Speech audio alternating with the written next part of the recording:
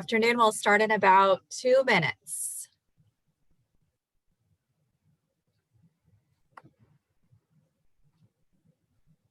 It's wonderful to see all of you.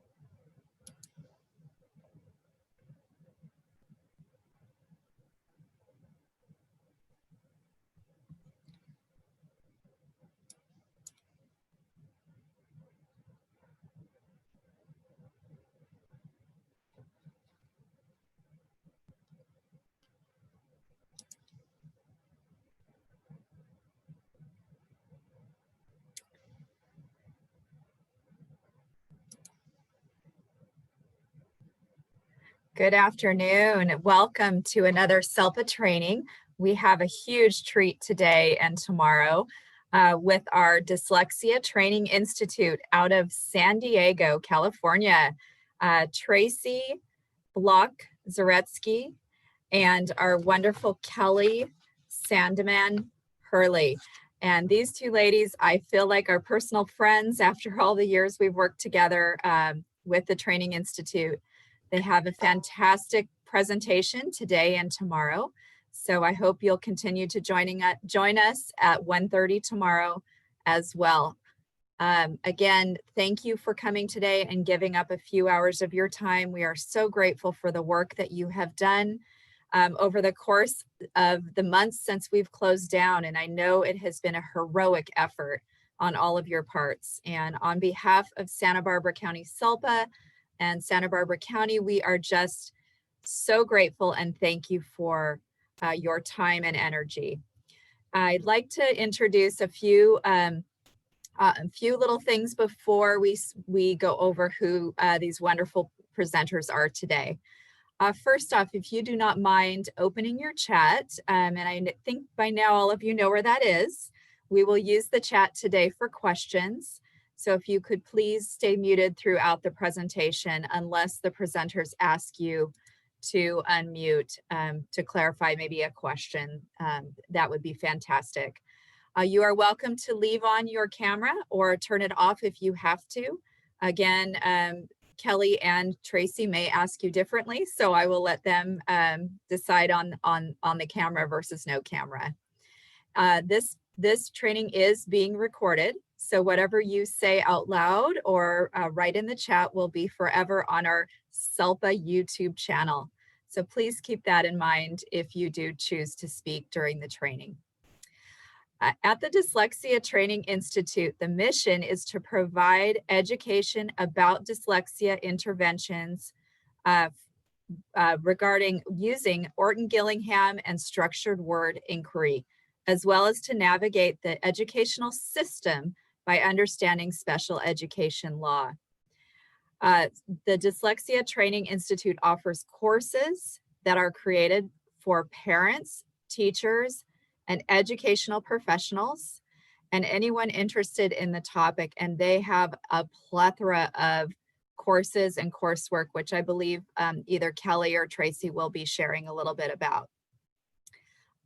They believe that information about dyslexia should not be limited by geography, and they've created an online space where everyone has access to information. So please take a look, and maybe Tracy or Kelly could put your website into the chat for all to take a look at as we're working today.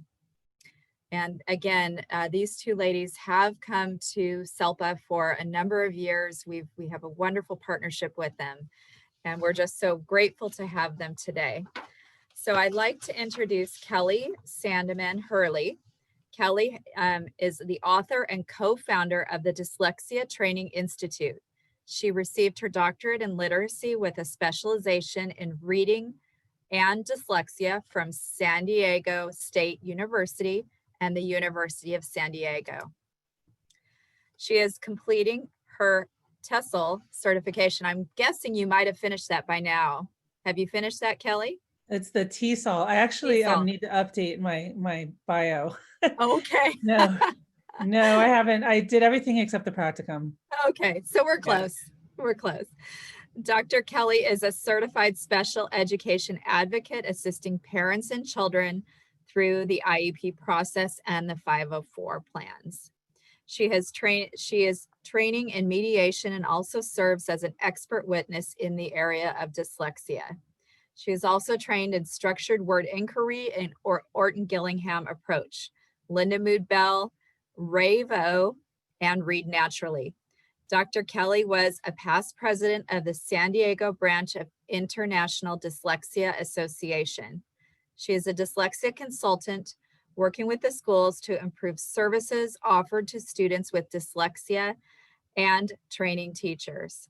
She has a lovely book out called Dyslexia for a Day, a simulation of dyslexia, and often speaks at conferences, which we are so delighted to have her today. And again, she also has another book called Dyslexia Advocate, How to Advocate for a Child with Dyslexia within the public education system. So that is Kelly. And then we have Tracy Block Zaretsky, and they are just wonderful, wonderful people. Tracy is again the co-founder of the Dyslexia Training Institute. She has provided remediation for children and adults with dyslexia for over 20 years and has developed and taught workplace and family literacy programs. She is a certified special education advocate assisting parents and children through the IEP process and 504s. She is the past president of the San Diego branch of International Dyslexia Association. And again, she's also trained on structured word inquiry, Linda Mood Bell, Read Naturally, and many other reading and writing assessments. She also co-founded the same books that I mentioned earlier with Kelly, and again, also provides a lot of professional development on dyslexia, dysgraphia, ADD, and executive functioning disorder. So I thank you both for being here and welcome you to our training today. Thank you, Jennifer. That was really, really nice way to be introduced. We do wish we could be there with you. We love our trips to Santa Barbara, and obviously Santa Barbara is a beautiful place. So at least we get to see you here. Tracy, is there anything you want to add before we get started? I don't think so. Okay. Nope. Okay, I'm going to go ahead and put up our PowerPoint and start it.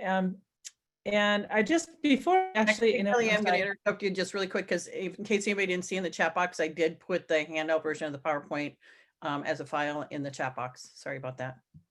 And before I share, because Tracy and I were, I think it was last year we were there, no? Last year. So how many of you came to our presentation last year? If you could give us just like use a little thumbs up, little reaction emoji or whatever. So I know, did any of you come to our presentation last year? No. Okay. Okay. Then we don't have to worry about what? Then we don't have to worry about repeating anything. Well, we do. That's what I was worried. I was worried that I wanted to make sure that I didn't belabor anything that we'd already gone over last year. So it doesn't look like I have to worry about that. And the other thing I'd like to know is if you could put in the chat box what your role is in Santa Barbara. Are you a teacher, administrator, school psychologist, parent and teacher? And what grade you teach? If you teach.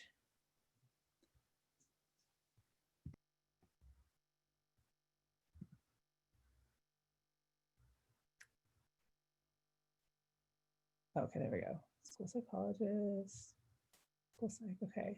Oh, good, lots of school psychologists. Okay, well, the school psychologists, this is perfect then. Okay, teachers, oh, good. Superintendent, great. Wow, very diverse. Okay, okay, very cool. Okay, so I'm gonna go ahead and get started then. Tracy, is there any other questions you wanted to ask of them before we started about who they are? Okay,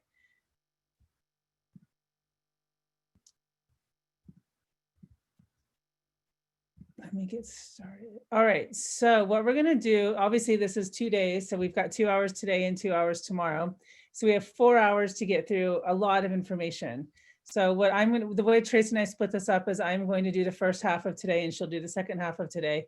And we'll talk about tomorrow, I guess. But what we're gonna do today is talk about the following things, which is when and why to include dyslexia in an IEP or a 504 plan, how to identify dyslexia characteristics in a multidisciplinary report, how to identify dyslexia in student work samples, and how to identify student needs based on the data from the report and the work samples. So I want to be really clear that we will be talking about assessment and how to read reports or read parts of reports, but we're not going to go into how to do those reports.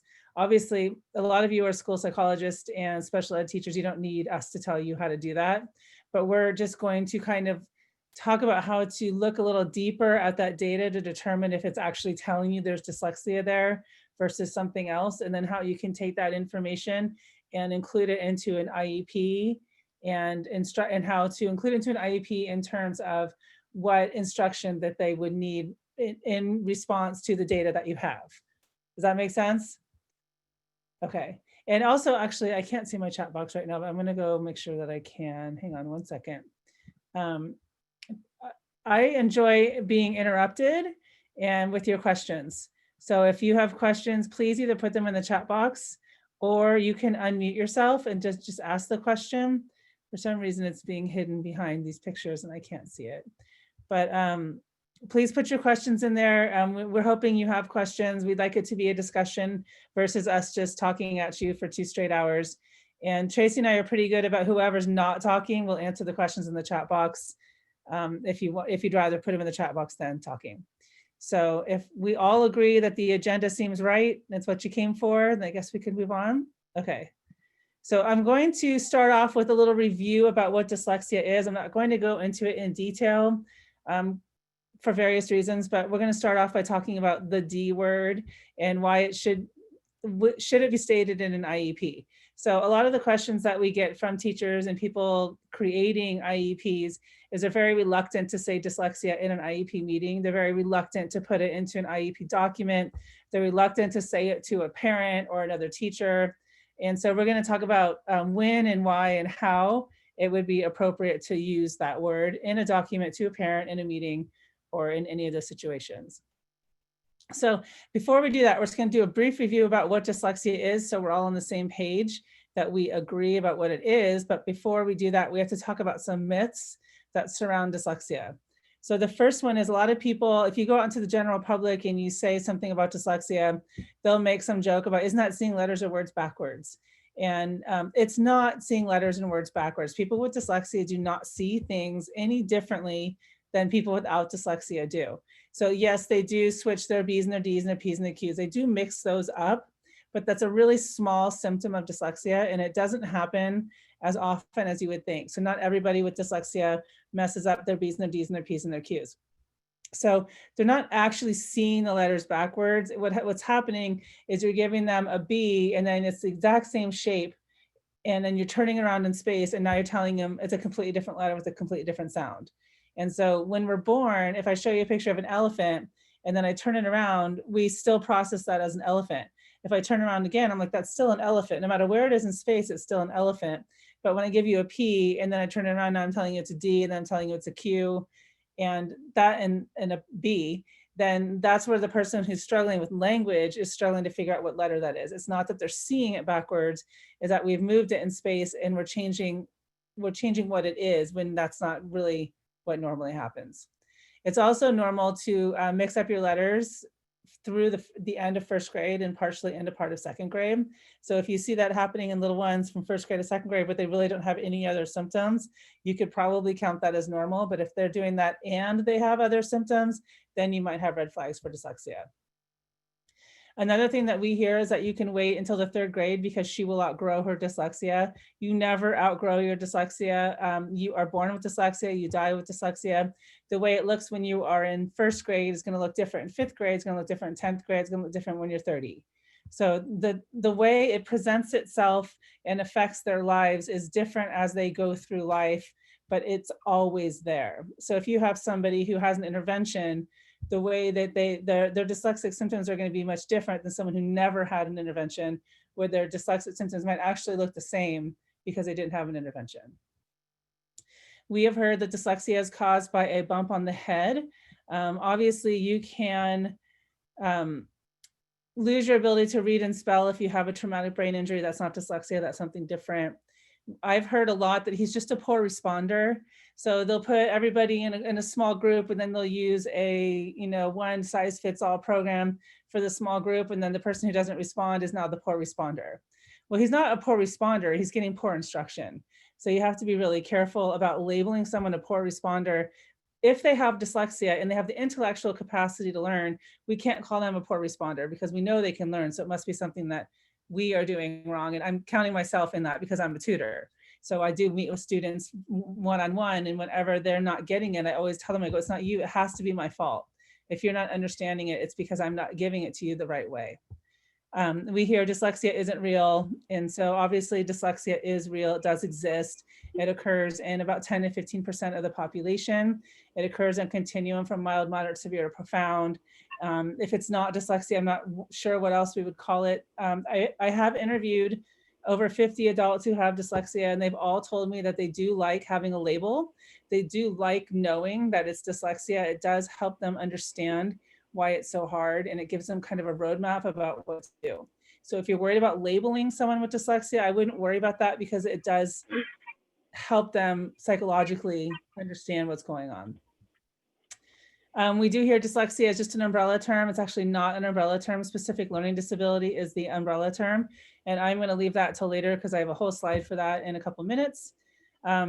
We don't work with dyslexia. Anyone who's ever set foot on a school campus and ever set foot in a classroom has worked with someone with dyslexia. Perhaps the person or people did not actually have the diagnosis, so you didn't have that diagnosis of dyslexia. You've still worked with someone with dyslexia if you've been in more than 2 classes. There's someone in every class who has dyslexia. It's going to look different from class to class and person to person, but they're there. And dyslexia is a medical condition. It's not a medical condition. You cannot treat it with medicine. So ADHD, you can go to the doctor, you can get medicine for ADHD. You cannot go to the doctor and get medicine for dyslexia.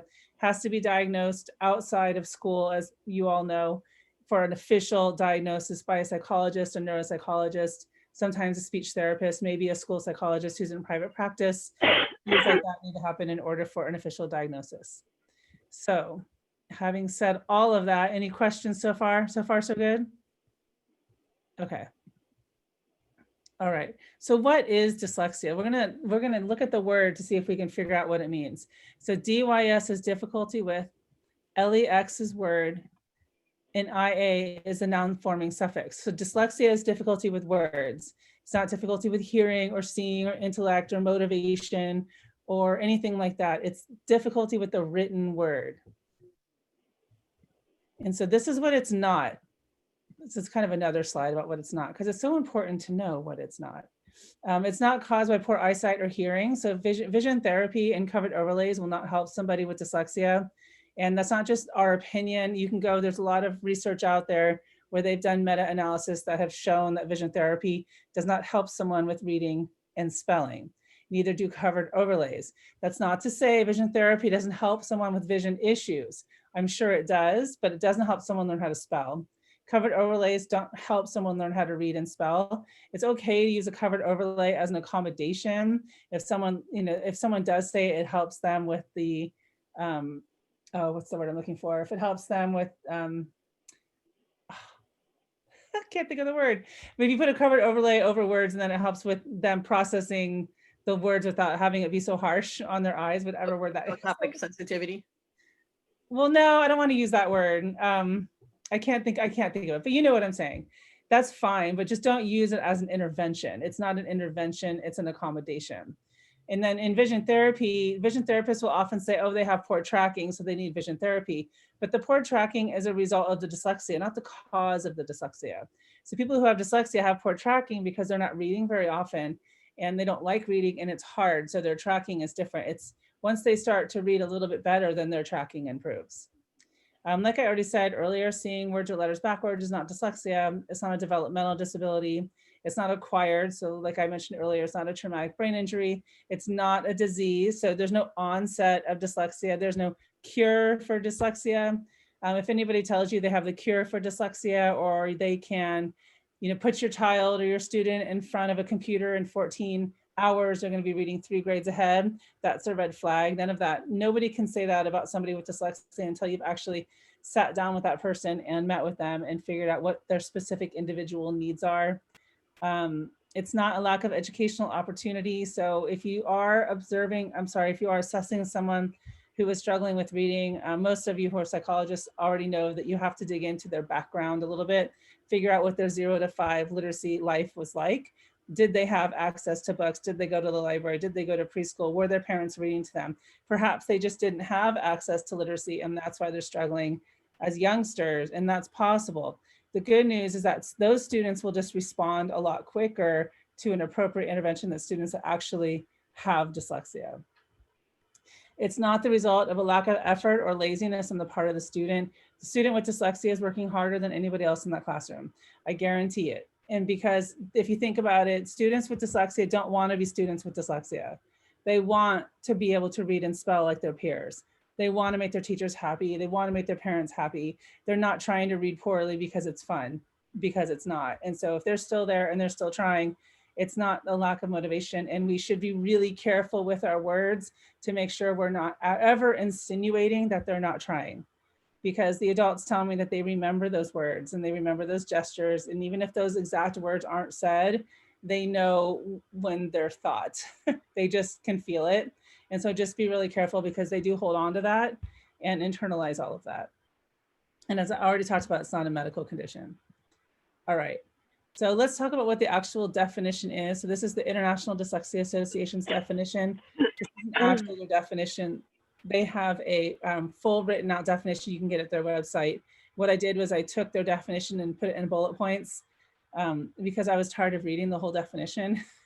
And I thought putting it in bullet points is actually better. That's just me. But the IDA definition can be boiled down to the fact that it's a specific learning disability. So it is the qualifying condition under specific learning disability, which means the specific learning disability is the umbrella term. It is neurobiological in origin, which means that you are born with dyslexia. It doesn't, like I said earlier, have an onset. It's something that you are born with. It's difficulty with decoding. So it's those kids are really having trouble reading words that their peers are not having trouble reading. Difficulty with spelling. We're going to talk a lot about spelling in the next day and a half. It's difficulty with reading fluency. But be careful with these bullet points, because just because there's a bullet point here doesn't mean that everybody with dyslexia has every one of these symptoms of dyslexia. It varies from person to person. And I say that when I get to fluency, because I have had students who read something really beautifully and can't tell me what they read. And then I have students who read something really just fluently and can tell me everything they read. So it just comes down to looking at the data and seeing what are their weaknesses as far as dyslexia. They can have trouble with reading comprehension. They might not have trouble with reading comprehension. They can be a phonological weakness. It's not always a phonological weakness. You can have strong, average phonological weakness, but then you can't take that strength and apply it to the actual written word. So we have to be really careful with our screening, which I'll be talking about in a minute, because most of the screening focuses on phonological awareness. And then you can have kids who do really well on that, but then once they get to actually reading words on a page, they can't apply the phonological strength that they have to the reading on the page. That's still dyslexia. And which is the next bullet point, which is the orthographic weakness. And then the most important part of the dyslexia definition is the word unexpected. So this is the student who should be able to learn to read and spell. They have the ability to learn, they have the IQ, they have the parent support, they have the early literacy experience, they've had just about everything that you can imagine that they should have to be able to read, but then that's the only thing that's really stopping them in school. So they aren't able to read or spell, but they're able to intellectually understand everything else. And that's really important. Yeah, I think I saw a question. We'll check it really quick. Oh, okay. All right. So like I said earlier, I just finished interviewing at least 50 adults. And before that, Tracy and I both worked in adult literacy at the San Diego Public Library for at least 12 years before we started DTI. And so adults have really been where my heart is. I've always had the soft spot for adults who struggle with literacy, just because that's where I started my career. And so recently I went back and interviewed 50 for a book that I'm writing. And one of the participants, what I did is I went back and I asked them, how would you describe your dyslexia? And this is one of the best quotes I got. I'm sorry, I'm trying to go fast because we have so much to get through. So stumbling over my words. And one of the things, what she said was, you work incredibly hard for average results. And I just thought that was such a good sentiment for everybody to hear, because when you talk to people with dyslexia, they are trying so hard. And it's so frustrating for most of them who are so intelligent to work so hard to get like really average results. So just, think about, just keep those things in mind about how they're internalizing all of this. And we are just kind of, when we talk about what dyslexia is as professionals and as educators, we tend to describe it as a list of symptoms and what to do. When you ask students with dyslexia how to describe it, they describe it as an experience, and they describe it as an emotion and as a journey. So we're really even not speaking the same language. Us professionals are talking about it really clinically, and they're talking about it really emotionally. So we have to meet somewhere in the middle to really understand them and for them to trust us to help them learn. All right, so having said all of that, are there any questions about what dyslexia is? I know that was really quick, but before I move on, everyone's good? Okay. If not, you have, just like I said, ask questions as I go, and we'll see you again tomorrow. So if anything comes up between tonight and tomorrow, you can always ask that question then too. All right. So now there's dyslexia and IDEA. So when we used to go out and travel, when the world was different, and we'd go to all these workshops, teachers would always say, I'm really worried, or I'm not comfortable using the word dyslexia in an IEP. I'm not comfortable using it in any type of meeting. So what we did is went through IDEA, and since we are advocates, we're pretty familiar with all this, and pointed out all the places in IDEA where the word dyslexia is. So the most important place it is this is the specific learning disability definition in IDEA. And as you can see, dyslexia is there, it's listed. It's been there since the inception of IDEA. So if you ever hear anyone say you can't use that word, it's not an IDEA, that's just not true. It's been there the whole time. And it's one of the qualifying conditions. So it's really important to remember that you've always been able to use the word dyslexia. You just have to know when to use it. And this is some more help for you if you're still not sure that you can use it, or you're still a little uncomfortable. This is called the Dyslexia Guidance Letter. So this is from the US Department of Education that was published obviously on October 23rd, 2015. And this was in response to parents writing the US Department of Education asking them if IEP teams can use the word dyslexia and if they can put it in an IEP. And you can see here that what the US Department of Education actually did was they didn't write this letter giving school districts permission. They wrote this letter reminding school districts that they've always been able to do it. So they're just saying it's right where that that arrow is, and the green box is outlining exactly where it says that there's nothing in IDEA that prohibits the use of the term dyslexia, dyscalculia, and dysgraphia. So all three of those things can be freely spoken about and talked about in an IEP meeting. There should be no fear around using those words. I would definitely use those words when you know that somebody's got a lot of red flags for dyslexia, because it's really helpful to the teacher, to the parent, to the student. It's helpful for everyone to know what it is, so they know what to do. And this is another part of the letter. So it was quite a long letter, but at the bottom, they did also clarify that when everybody in the team agrees that it's probably dyslexia, you can start using the word. So you don't necessarily have to have an outside diagnosis. You just have to have team agreement that everyone thinks that it's probably and probable dyslexia. So you're not going to have all your students with outside diagnoses, because those are actually very expensive. And it might be hard to get for some students who maybe don't have all the resources that other students might have. But if you, as people who are doing assessments, are reading assessments, are creating IEPs, if you see red flags for dyslexia, you are free to use the word. And like I said a bunch of times already, it's extremely helpful to do so. So this slide is a little convoluted, and I had some trouble with my spacing, so I apologize for the visual of it. But we need to look at what's appropriate under IDEA. So when you're writing an IEP based on all the data that you've collected, then you have to decide what's appropriate. So what's an appropriate service, what's an appropriate goal, how much time is appropriate, and what's an appropriate instructional method. So IDEA used to say that it was the bare minimum. So anything that just gave them just enough progress to get by, just a little bit, minimal progress is what they called it.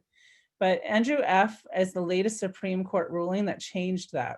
So Andrew F. said the progress must be appropriate in light of the child's circumstances.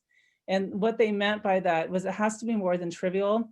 And in the case of someone with dyslexia, what that means is that you have someone with intellect, you have someone with the ability to learn, you have someone who's usually average to above average intelligence. So their circumstances is that they're able to learn. So if we're building IEPs where they're barely learning, then it's the IEP problem, not the child problem. So we need to make sure that we are writing goals that have high standards. And in order to meet those high standards, we have to have good intervention. So we can't write goals. So let me give you an example. If the student's in 4th grade and they're reading at a 1st grade level, and we're writing an IEP for a year from now, we can't have a goal that says they're going to be reading at the end of or the beginning of a 2nd grade, because that's the bare minimum. Now they're in 5th grade reading at a 2nd grade level, and the whole purpose of an IEP is to close the gap. So we have to be really careful that we are making sure that we are writing goals to their ability, to their intellectual ability. And I know sometimes it looks like that's impossible, but if you have the appropriate intervention, it shouldn't be impossible. It should be totally possible. All of it depends on the appropriate intervention, which is what we'll talk about tomorrow. So I won't leave you hanging on that. We'll make sure that you get that information as well. All right. So in California, Tracy and I were very involved in the AB 1369 bill that was passed. And what came out of that, one of the things that came out of that, pretty much the only thing that came out of that, was a California dyslexia guidelines. These are not required, they are recommended, which is, unfortunate. I wish they were required, but they're not. But either way, they're there for you. So you can Google this and it'll come up for free. Hopefully you already know about. Oh, did she freeze for everybody else? So I'll just pick up until she comes back on. Sometimes her internet freezes. So hopefully you guys all know about the dyslexia guidelines that were developed by the California Department of Education. And one of the other things that did come out of SB 1369 was that you guys have that checkbox now that phonological processing deficit also qualifies along with visual and auditory processing deficit. So that was two of the things. Unfortunately, some of the things that got taken out were early screening, which I think all you guys would really like in kindergarten, 1st, 2nd, 3rd grade. Although Gavin Newsom, our governor, has dyslexia, and oh, it looks like Kelly has left us. That's okay. I have the same PowerPoint, so I can just screen share from mine. If you give me just a moment, actually, because I'm going to have to pull it up really quick. So I apologize. Kelly's internet obviously just dropped. Hold on one second. Sorry. I just need to get to my desktop and it's not letting me. There we go. Get to the right slide.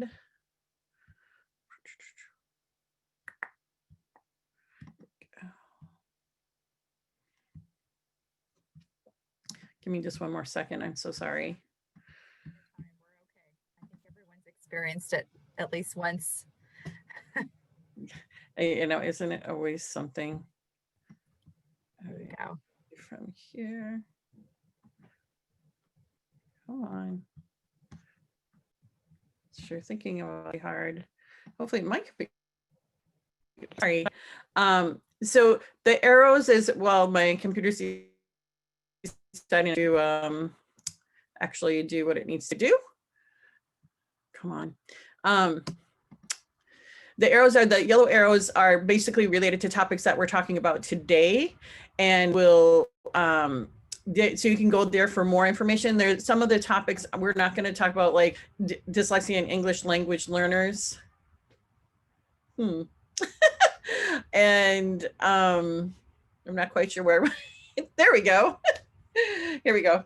Dyslexia and English language learners. And there's a list of characteristics by age group, which can be helpful. There's also when concerns may not be dyslexia. I mean, we're going to talk about that a little bit, but just know that those pieces are there for you. And then the green arrows are things that we're going to talk about tomorrow. And I'm going to try and bring up my chat box. Okay. So that the thing with when you're Tracy, you do have a question in the chat. I'm Okay. not sure if you want to answer that now. I do. I'm trying to get to that. I can ask it if you'd like. Sure. I cannot for some reason. Oh, there we go. See my mouse?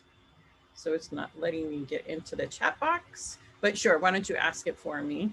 The question is, if dyslexia is not the umbrella term, what the person is interested in understanding is the overlap or similarities, differences between dyslexia, dyscalculia, and dysgraphia. And Kelly's back in the waiting room. Yeah. So those are all three different disabilities, and they each have their own set of characteristics. Now, especially with dyslexia and dysgraphia, there'll be some characteristics that overlap because they both have to do with printed language. What with dyscalculia, dyslexia can affect math, and we'll talk about a little bit about that, but it can affect math when we're looking at the reading part of math, like reading directions, reading word problems. But if they're struggling with math concepts, like math sense, number sense, and being able to process the concepts of numbers, that's when you're talking about dyscalculia. That's not dyslexia. So they are each their own disability, but dyslexia and dysgraphia will have some things that overlap. So the umbrella term, as Kelly said, in IDEA law is the specific learning disability. And that's just the umbrella term saying that the student has a disability, they have a specific learning disability, and it can help to identify what it is. So that's what the guidance letter was stating. Also was that it can be helpful to be able to identify what dyslexia is. So I'm gonna go back, hopefully that slide's still there. If you look at this bottom, this is towards the end of the letter. It says, therefore, there could be a situation where a child's parents and the team of qualified professionals responsible for determining whether a child has a specific learning disability find it helpful to include information about the specific condition, i.e. dyslexia, dyscalculia, dysgraphia, and documenting how that condition relates to the child's eligibility determination. But also it gives us information about what we should look for needs and services and accommodations. So it's really important that I don't like to equate it to this because it is a disease, but it helps people understand. It's kind of like saying you have cancer, which is the umbrella term. But if you're going to go get treated, you want to know what type of cancer is. You don't want to just get treated for any type of cancer. You want your type of cancer to be treated. So it's really important to have that kind of information. So I lost my chat box again. Sorry, for some reason, when you get in presenter mode, it can make it difficult. So Kelly, are you back? I'm back, sorry. All right. It didn't even give me a warning that I was going to do it that time. Okay. You just kind of froze, so I just went rolling along. So do you want me to just click as you want, or do you want to? Oh yeah, yeah, please. Okay.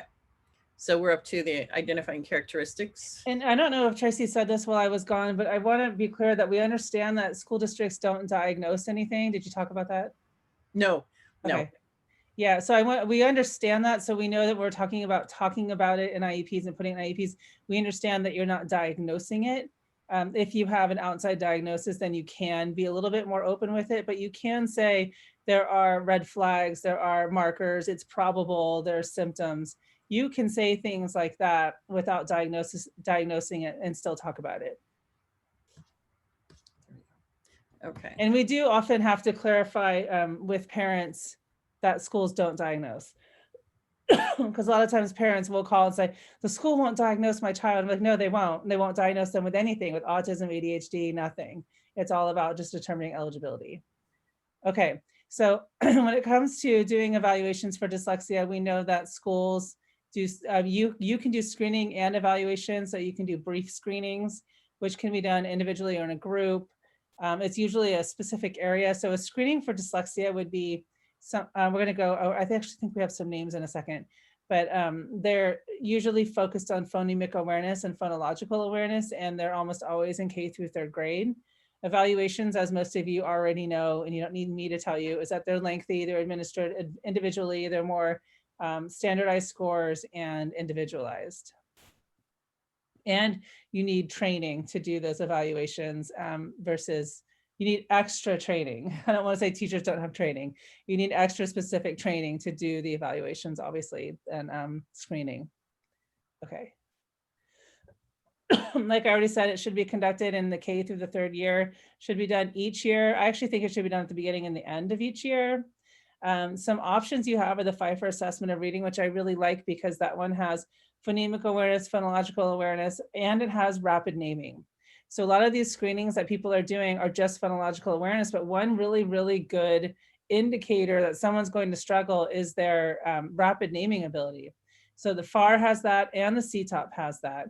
You can do that in kindergarten. In kindergarten, they don't have to read letters and numbers in kindergarten. They'll tell you what the colors are or what the objects are. So you can also eliminate that language part from the really young kids who you wouldn't really expect to be that proficient at reading letters yet. I haven't really looked at the Mississippi screener. I know it's out there. I haven't looked at the Shaywitz screener either, but I know that one's out there and a lot of people like it and they use it because it's connected to Sally Shaywitz, who wrote the book Overcoming Dyslexia, really got this movement moving like almost 20 years ago now. And it is the only one that's listed in the California guidelines, which they had listed.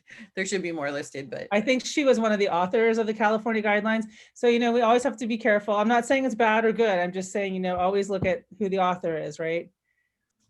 Okay.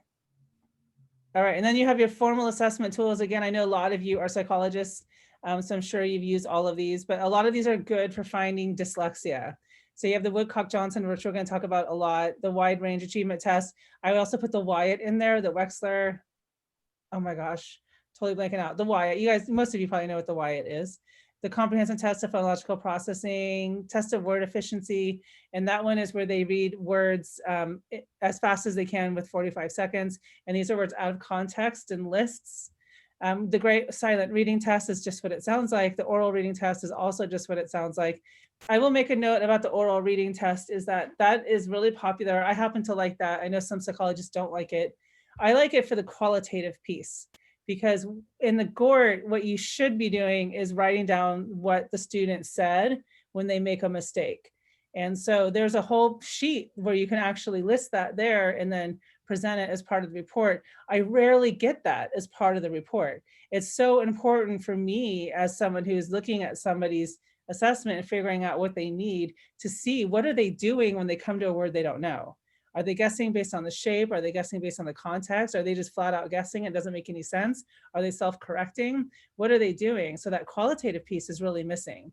And we're going to talk a lot about qualitative data in a second, but that qualitative data really, really needs to be included when we're looking at a student's assessment and determining what it is they need. The Woodcock-Johnson reading mastery test, and then the RAND-RAS, which is something that was created by Marianne Wolf. I used that when I used to do assessments a lot, and I really liked that because it showed me the processing speed of a student. I don't recommend writing goals for processing speed. Processing speed is really something someone with dyslexia will probably always struggle with, and that's fine. That's where accommodations come in. So when someone has difficulty with processing speed, it's A, either going to get better as they get intervention, or B, they're just going to learn how to use their accommodations. And the people around them need to learn how to give them time to think. And quite honestly, we all need more time to think before we answer things. But, you know, hopefully the people around the person who has the processing issues will remember that they have a processing issue and to ask a question and then just be quiet for a second and let them process the question. And I just noticed that the very last one, it says the acronym is RED, because I think that was a spell check thing. It should be RAS. I like the word RAD better. That's better. Yeah. I like the word RAD anyway. So, but just in case anybody's looking for it, don't look for their hand RAD, look for the RAND-RAS. Okay. And I just threw this in there. So this looks like we're big proponents of the Woodcock-Johnson, that we're selling it. We're not. We don't have any affiliation with them whatsoever. The reason this huge slide is here is because if you Google this bulletin, it's a nice PDF that goes through how to use the Woodcock-Johnson to find dyslexia. So it really explains what the scores tell you for somebody who's struggling with reading. And at the end, it also has a really nice, it has a lot of nice charts that you can use to add to somebody's report if you want to, or to share it with a parent. It's just a really good piece of information. And we know Nancy Mather's been in Santa Barbara quite a bit. So you guys know that, you know who she is, for most of you, and you can trust her and what she says in there. And we're really big on figuring out who to trust when it comes to dyslexia, because I know that when you Google it, there's so much crazy stuff out there. I mean, there's a lot of crazy stuff out there. And so, just be, when you see the same names coming up from people that you trust, then it's usually a good sign. Oops, I thought it was me. I'm not going to read this to you because you have the handout, but this is something that's in the Woodcock-Johnson, that bulletin that I just showed you, that is talking about what an evaluation with dyslexia should include. And I'll just read what I bulleted, which is it should include reading and spelling. So spelling is a huge part of somebody with dyslexia's life. Spelling is gigantic. It needs to be evaluated. It needs to be taught. They want to know how to spell. They don't want to use technology, because for so many reasons, technology does not work for someone who has dyslexia. So when we're doing assessments and we're writing goals, we have to pay attention to the spelling. You're going to get most of that information from the qualitative data. And then at the end that's bulleted is that the evaluator evaluation must also consider family and school history, teacher input, self-report, social and emotional status, and current class performance. Again, all that qualitative stuff. So as you can probably tell by now, I like the numbers and I like standard scores and percentiles. I think the qualitative information gives us a lot more when it comes to somebody who's struggling with reading and spelling. Okay. And then this is just another part of the Woodcock-Johnson, which I promise we have no affiliation with. But this is the RPI. And again, the RPI score is usually never talked about in IEP meetings or during goal writing or when we're talking to parents. It's a really good measure to look at. And the way it works is that if you have an RPI of 67, it means that 67% of the time you're going to be proficient at doing what your peers are able to do 90% of the time. So you might have a standard score that's in the average range, but 82%, or let's say 24% of the time, you're going to get it right, even though your standard score is 87. Because remember, testing is one moment in time. So maybe it was that day. Maybe you felt really good that day. Or maybe the Woodcock-Johnson had a story in it that you knew, or maybe it already had words you've been working on. But when you're in the actual classroom and you don't have that one-on-one attention, you're having distractions, you are doing something that's a little bit out of context, how often are you going to be able to get that same concept right? So the RPI score is hugely important, and I do hope people start talking about it more. Tracy, thank you. Oh, I just did all of that. Okay, so some more informal assessment tools are the DRA. I like the DRA. I like it to determine someone's progress. I like it because it gives me a fluency score, but I like it mostly because it gives me, I can mark down what they read versus what it said, what they should have read. So I get all that data from the DRA. Some of the stories are okay. I actually like the stories better than I do in some other programs. I've never used a standardized reading inventory. I think Tracy put that one in there. I've never seen that one. But then you have the Dibbles and you have the Ames Web. The Wilson is something that you should really be using if you're using Wilson, so you can compare apples to apples. And then obviously you have your student work examples, which is the qualitative data. So these are informal things you can do that will give you some more data, but it's not obviously something you can use to determine eligibility, right? Because they're informal. You can definitely use them for progress. So Lisa wrote, yes, if people are describing dyslexia as a feeling or emotion or experience, and the qualitative data during screening or assessment is very important. So important. I mean, you find out so much about what the student is actually experiencing and what they really want when you look at this stuff. So like we've talked a lot about the spelling. I'm not going to belabor it here because we're going to talk a lot about it tomorrow, as well as the writing. But when someone calls us and they say, I think my student has dyslexia, I say, send me their spelling. I just have them write something on their own and don't help them and send it to me. I'm going to get all the information I need from that writing sample. Classroom observations are really important. So when we go do classroom observations, We don't want to observe them during PE or music. We want to observe them during their pullout or during English or history, wherever they're reading and writing. We don't want to observe their behavior. I mean, some of their behavior actually we do want to observe, but we want to observe what they accomplished during that class. So if they're writing something, we need to go and look at what they wrote and maybe take a picture of it. What did they actually accomplish during the class? A lot of times I'll read these reports and they'll say, student was on task, no problem. Like they might have looked like they were on task, but is everything on their page spelled wrong? You know, when they looked like they were reading, were they just, you know, moving the pages from one to the next? I've seen that happen quite a bit. And someone says they were reading, they were on task. I'm like, well, they were quiet. I'll give you that, but I'm not really sure they were reading. We want to make sure we get the input of outside tutor observations. So for those of our students who are lucky enough to have outside tutors, they should submit reports, and then we should be considering what their reports are saying. Definitely parent input. So we actually advocate for parents to keep homework logs. So in their homework log, they will write what the homework was, how long it took, how much help they needed, and what the outcome was. Because sometimes what will happen is a student will spend 5 hours a night doing their homework, get everything right, and so the teacher doesn't see anything wrong. What they didn't know is that they were spending 5 hours on their homework, and no teacher wants a student to spend 5 hours on their homework. So that's another thing that parents need to do, that they can submit as more qualitative data. And then reading behaviors. So when they're reading, and this can be done during a classroom observation or an official testing assessment for dyslexia or eligibility, you know, are they slouching? Are they head holding? Are they sighing? Are they looking away? Are they, you know, sliding down their chair? You know, what are they doing during this activity that gives you a hint that it's really hard? So it might look like they're bored or they're being defiant. It's more likely that it's really hard. So, you know, like when, you know, you go to the gym and your gym instructor tells you to run and you go, oh, you know, like you don't want to do it because it's hard. Maybe you're not that good at it. So, I mean, it's just this exact same thing. So here are some other things. When you're doing an assessment, that some behavioral observations that you could note for the team and for the people creating the goals and the instruction is how long is it taking them to answer a question? So maybe they get the question right. So on the standard score, it looks like they got the question right.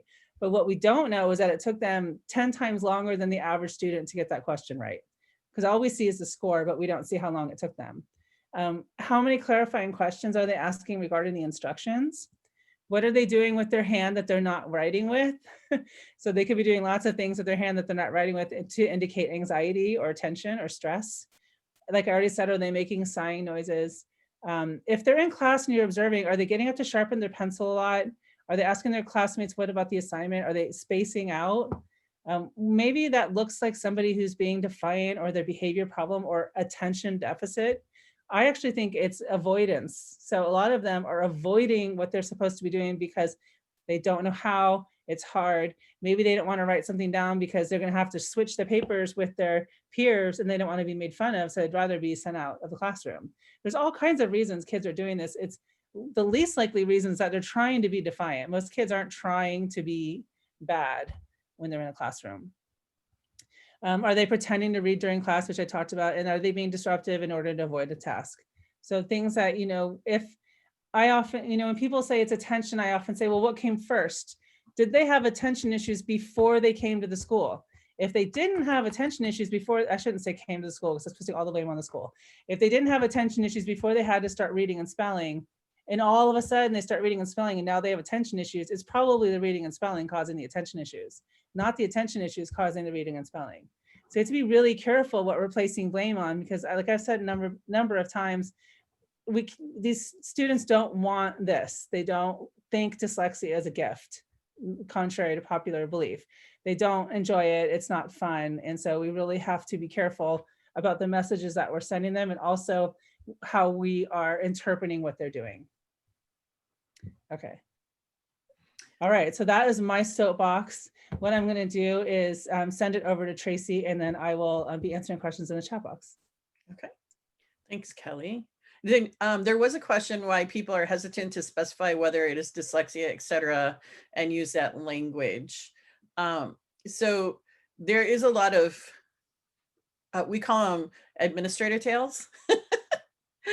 But there's a lot of reasons, there's several reasons for it. One is, unfortunately, we love teachers, we love schools, we love the staff in schools. I'm married to a 5th grade teacher.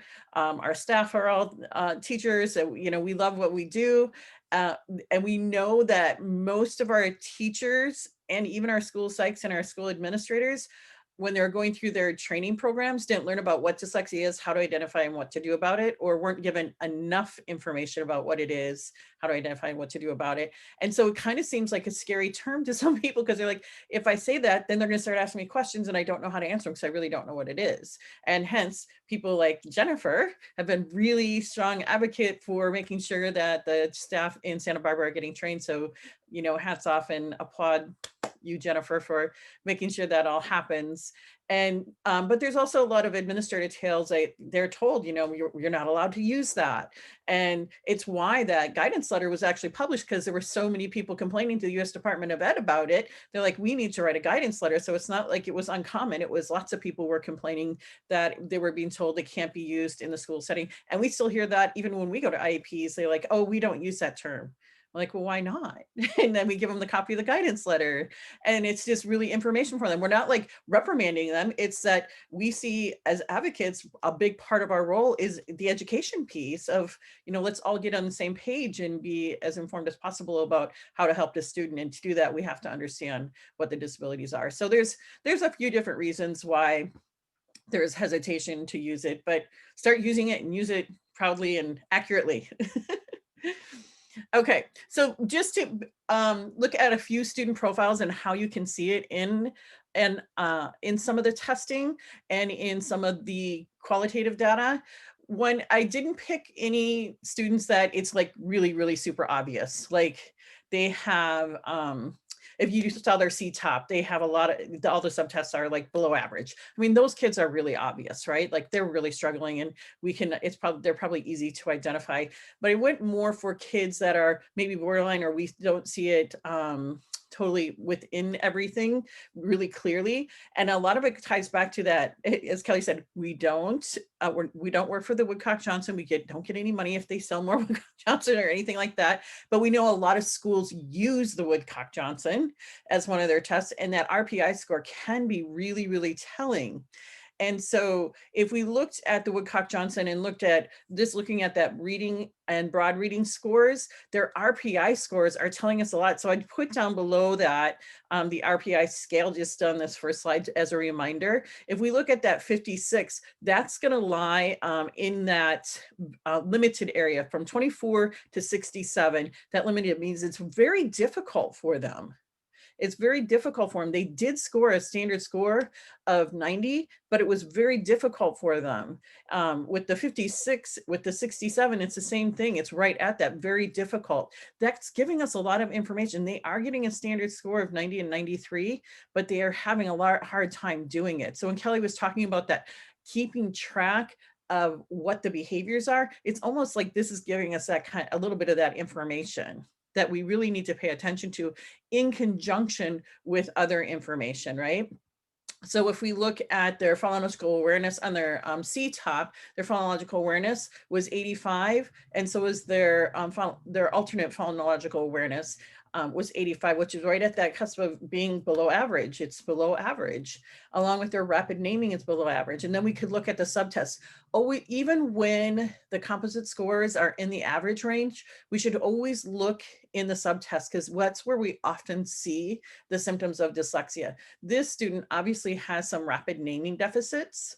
And so that can be a piece of what we want to look at. Now, a student that has rapid naming doesn't necessarily have dyslexia, but if they have the symptoms of dyslexia, the characteristics of dyslexia, along with that rapid naming, that's often called double deficit dyslexia. And I need to try and get rid of my chat box because it's covering up my data. Well, if we look down at the GORT, you'll see that accuracy rate with the standard score was 5. So they're doing it, their rate and their fluency were in those average range, but that accuracy. So if we look at that accuracy along with those Woodcock-Johnson scores, along with that C-top, we can see some characteristics of dyslexia. Now, we're not going to look at just this, and any good as you guys do when you're looking at a student, you don't look at just the qualitative data. You want to look at the quantitative data. You also look at the qualitative data. But if we take this along with their qualitative data, we can probably look for other additional characteristics of dyslexia that's going to give us the information to confirm that they probably have it. So looking at that students, what are some things we just saw from that quantitative data? They have some phonological processing challenges, some decoding challenges, some comprehension challenges, and some encoding or spelling challenges. At minimum, that's what we can see from that qualitative data. Quantitative, I'm sorry, I keep saying them backwards. This is a student who's in 5th grade, and he had outside Orton Gillingham for several years. So if you look at his CTOP scores, his phonological awareness and his alternate phonological awareness scores are really strong, but he also had several years of Orton Gillingham. So it's really looking at what are the other things that we're looking at. If we look back at his broad reading, you'll see his RPI score, his standard score is right at 85, which is that cutoff, but his RPI is 43. So it's telling us he's doing it, but he's really having a challenge with it. He has that, I know this kid because he's related to me. This happens to be my own son, so that's how I know he got really good Orton Gillingham for several years. But I had him diagnosed, and I included his IQ because we always have to look at, is it in relation to his IQ? He's full scale, he's completely average, but look at his processing speed. His processing speed is 80. It's at the 9th percentile. So he's really challenged with processing. And that's where we start to see he has that rapid naming deficit as well. And so that's where we start to see it impacting his reading. So he can do that reading, but it's really challenging for him. And he actually he's currently a sophomore in high school, and he's always been able to read on grade level, but he fatigues so much faster than his peers. And we can see that rate and accuracy and fluency, that's where his challenges are. And so when we match that GORT along with his broad reading, we can see there's those challenges going on. And spelling has always been a challenge for him. He did start doing some structured word inquiry, which you guys are going to learn a little bit about tomorrow, and his spelling scores since he was in 5th grade have come up, thank goodness. But you can see that he has challenges with spelling, some passage comprehension when he's in 5th grade, he was still struggling with. We worked a lot on that. He struggled a lot with writing. He also has dysgraphia. You guys are going to see some of his writing samples in a moment, or in a little bit. And he has really severe dysgraphia. And he also has dyscalculia. The poor kid didn't get a break. That you can see that in his math scores. He's really struggling with math as well. So he has a lot going on. So if we can look at putting all these together, the test of written language, test of orthographic competence, his phonological processing, his Woodcock-Johnson, we can see all of those things playing together, and we see a lot of characteristics of potential dyslexia, and in his case, dyscalculia as well. Let's see. And we don't want to go. There we go. So some potential things that areas of need, and notice it says potential because we're going to look at the whole picture, right? Not just the quantitative data, but probably some comprehension, some fluency, some encoding, that spelling piece, written composition, and math. So he definitely needs area, and could be more. That's why there's another empty bullet point. There could be more. Here's a 2nd grader. Her name's Zoe. We can look at, she has her CTOP. Her CTOP, she looks like she's doing okay in those areas with phonological awareness, phonological memory. Even in the subtests, we're not seeing any phonological processing challenges. We definitely see the rapid naming. But then if we looked over at, so not everybody with dyslexia has that phonological processing deficit. They don't all have that phonological processing deficit that's going to show up in something like the CTOP, but they still are struggling with reading, and they're struggling more with the orthographic components of language. And you can see in her reading, in her broad reading, or basic reading skills, the standard scores are low, and her RPI scores are really low. And so we can see that that's really impacting her letter word identification. Her spelling is low. Her passage comprehension is low. She's also struggling with the math calculations, math facts. The word attack should also be highlighted because it's at 89. However, her RPI score is at 70, which puts her at the difficult level. That 70 is in the difficult range. And if you look down at her GORT, her standard scores in her rate, her accuracy, and her fluency are really challenged. And her comprehension is just above the, just on the low end of that average. So when we look at all of those pieces together, we can see that there's this struggle with reading. But I put this one here in here specifically because she's not struggling with phonological processing. But this is a student that was diagnosed with dyslexia as well. But again, it wasn't just based on this quantitative data. So some potential areas of need are comprehension, fluency, encoding, written composition, math. And if we looked at additional pieces of her assessment, we'd probably see more. This is another quote from one of the people that Kelly, one of the adults Kelly worked with. It said, "I still get embarrassed when I cannot spell a simple word, mainly because there is a stigma that if I can't spell, if you can't spell, you are not intelligent." And as Kelly will tell you, and I will tell you, with all the adults we ever worked with, they all, every single solitary one of them wanted to learn how to spell because it is so embarrassing to them. And there's so many times you think, oh, well, you can just type it up on the computer. There's lots of times in life where they have to write things down. Our kids want to learn how to spell too. They want to be able to text their friends. They want to be able to even write down their friend's name and their phone numbers. I mean, they don't want to do that in front of them. It's embarrassing. Fill out a job application. When our kids get into high school and start filling out job applications, thankfully a lot of them are online now, but not all of them are.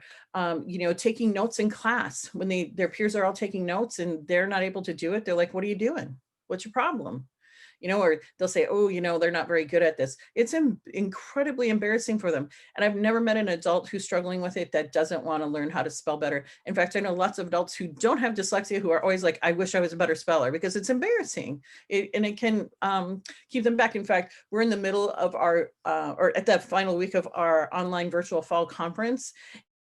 And somebody posted, it's all about spelling, it's dyslexia and spelling, why it's important and how to teach it was the theme of that conference. And somebody just posted that their brother got a job and lasted one day and quit because it required a lot of writing and he was so embarrassed that he just quit his job. I mean, it was really impacting them. He was able to do the job, he just couldn't do the writing part of it and was really embarrassed by it. So we really need to think about those things. So we want to look at not just the quantitative data, but that qualitative data. And as we often say, the writing's on the wall. You walk into a kindergarten, first, second, third, fourth, fifth grade class, and there's always students writing on the wall. And we can walk up and start looking and go, okay, look at that. It's right there on the wall, because our writing samples tell us a lot. This is a writing sample from a third grader. And it tells us a lot. Any of those underlined words in blue are obviously misspellings, but those purples are letter formation. He's really struggling with letter formation. So what does it tell us? First off, it tells us the student is trying. They had a sentence prompt to write three sentences. And the reason that you're going to see this as we look at writing samples, the first thing you're going to see on each one is this student is trying, because the one thing that gets told often is they need to try harder. This student is trying really, really hard. There's obviously some characteristics of dysgraphia. They're having real big challenges still in third grade with letter formation and letter orientation, not sure which way the G and the P go. Not sure where, having a hard time forming the A. You see that A in the second line. So his first line says, I went camping this summer. The second line is, I got a trailer this summer. And the last one is, my dog got an ear infection this summer. And you notice he ended each one with this summer. We have no idea if that kid could really spell summer on their own, because they could be copying it from above. But it's great that just shows that they're trying, like I'm trying. But you see even that with some of those M's, he's really struggling with forming those letters. In his second sentence where he said, I got a trailer this summer, his first day, he just scribbled out. His first time year old got, he just scribbled it out because it was so difficult for him. You can see he's really having a hard time staying on the line. You notice his writing starts at the left of the paper and goes, each line gets farther to the right. And the fatigue, it's showing a lot of fatigue as he's writing. The less he can stay on the line, the farther to the right it goes, really challenged with it. Has may have challenges with capitalization. Punctuation, has put period at the end of his first sentence, but not a second in his third sentence. That's also showing fatigue, not sure where that final E goes. You notice on ear, he spelled it E-A-R-E, and doesn't know when to use the C or the K. So in camping and in infection, he's not sure when to use a C or a K. These are just little pieces that he's telling us what they know. Our students in their writing tell us what they understand about the English language system. And so what is it that we could do, goals that we might need to address, right? What kind of skills do we need to address? Will they need to address spelling rules, polysyllabic words? Have they had a fine assessment for fine motor skills, and do they need OT? I mean, those are things we can look at this writing sample and make sure that those things are happening. And we're going to talk more about accommodations tomorrow, but just looking at this, some things we could consider for accommodations are speech to text. And even a third grader, if their voice is strong enough, can use speech to text. Having a scribe, this kid really needs a scribe for anything longer than a sentence, really. Or they may, perhaps this student would benefit from special line paper that has, you know, that baseline highlighted so that it's a different color and they can keep track of where that baseline is. That might help. You would have to look at what does and doesn't help this particular student, because it looks like the student has dysgraphia because they're in third grade and still really struggling with letter formation. It would be encouraged to teach this child to start to learn how to type. My son has really severe dysgraphia. I started him learning to type at the end of kindergarten because I knew it's the only way he's going to survive school. And once you see some of his writing samples, you'll be like, thank God he learned how to type really young, because it is the only way he's surviving school. And so parents and teachers often ask, well, what program should you use to help them learn to type? And I always tell them, find one your kid's willing to do, and willing to do for 5 to 15 minutes a day. And they should start out with like 5 minutes a day, move up to 10 and 15 minutes a day. And if they're practicing 15 minutes a day, they can get pretty good. So this is also a third grader. You can see still struggling. If you look at the alphabet, still struggling with the directionality of letters. It has a BD confusion going on, not sure which way they go. They also have, you'll notice his alphabet, and I love this about his alphabet because he's taught the alphabet by singing it. And look at where he put his N. Kids often get confused about that LMNOP part because it goes really fast.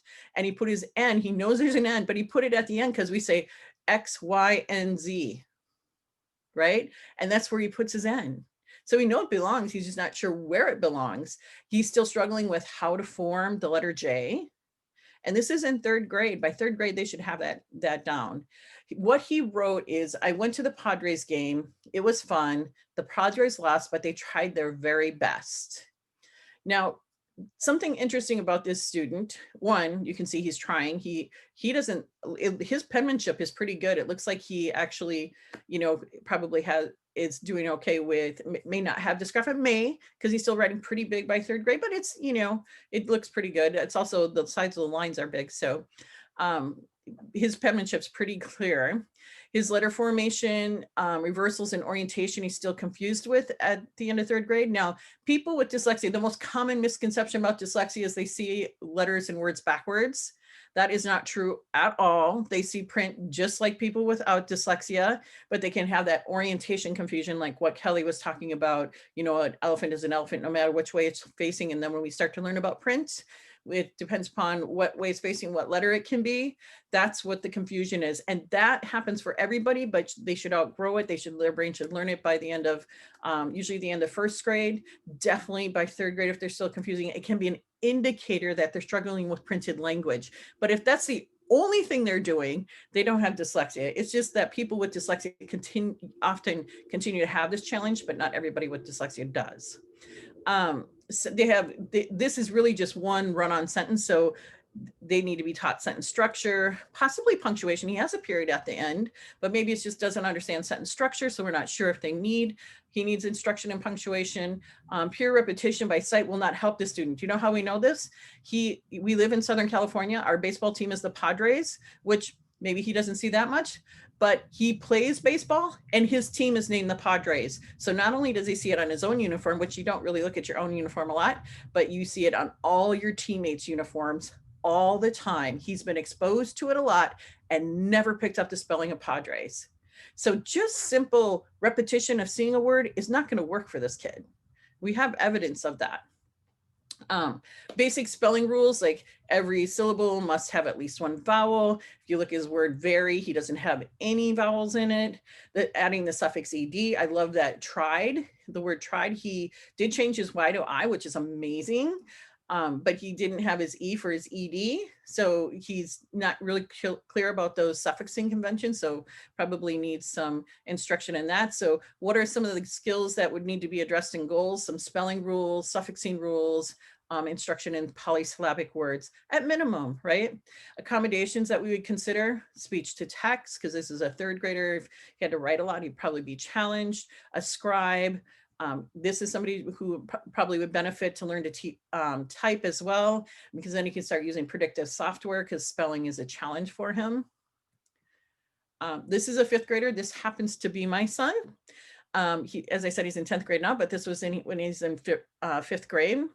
And this was just a copying activity, but I put it in here because I think it's really important to share, because our kids with dyslexia really struggle with copying. Because when we copy, we look at groups of words and we write them down. This is what's happening, and here's evidence of that. When our kids are copying, they're often copying letter, letter, letter, letter, letter, letter, letter, letter, and can't keep track of where they are, where they left off. And so if you look on the 8th, on Tuesday the 8th, so what this is every day at the beginning of class, they would sit down and write what would go in their day timer to what they were supposed to do that night. So we were supposed to read 25 pages that night. For math, he was supposed to do pages 77 and 79. In other, they were working on doing some charity stuff. So they were working on carrying coins and canned food. So this is how he was copying carrying coins, CARRING.